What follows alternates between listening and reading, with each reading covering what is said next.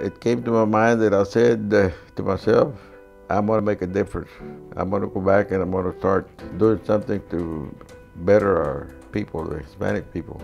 The expectations were very low for us. I specifically was told that I couldn't compete with Anglos. For a girl back then, I really couldn't think of any other field that I would be doing. Counselors at the time would say, you know, you should be taking shop. You'll never get into college.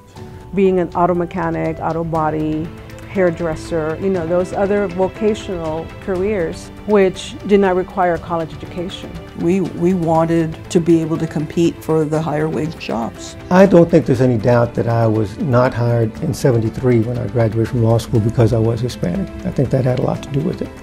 Before we Hispanics could take education classes, do you know what they did to us? You had to read a paragraph, and depending on how they liked how you read your paragraph, you had to take speech before you could take education, and it was only done to us.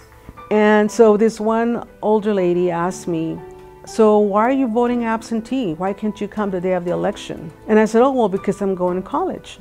And she's like, you are? Where are you going? And I said, I'm going to UT in Austin. And she says, you mean they allow Mexicans to go there now? They wouldn't serve Mexicans at the Spanish restaurant in Corpus Christi. We don't serve Mexicans. I remember I said, ma'am, I don't want a Mexican, I want a hamburger, I'm hungry. She said, get out of here.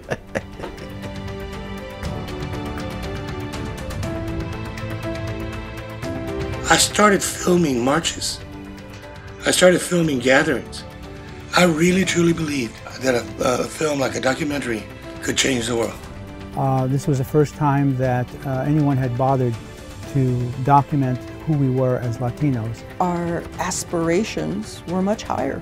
And we said, wait a minute, there's nothing wrong with being Mexican American. There's nothing wrong with who we are.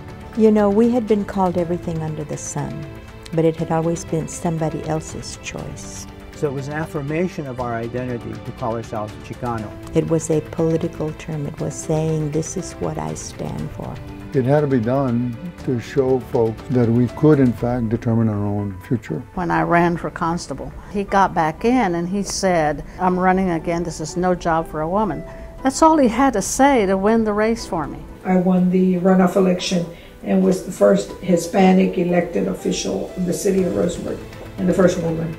First of all, there are not that many Hispanic city managers in this country, and at that time, in Corpus Christi, there had never been one. And finally, what I learned from being there and working for the White House is that it does make a difference to have someone who looks like you be in the room. You can be proud of who you are, but everyone needs to be proud of who they are. As part of the larger fabric of what America is, that's what makes America great. I'm optimistic because I now know that when you invest in Latinos, we've proven that it's good for the state of Texas.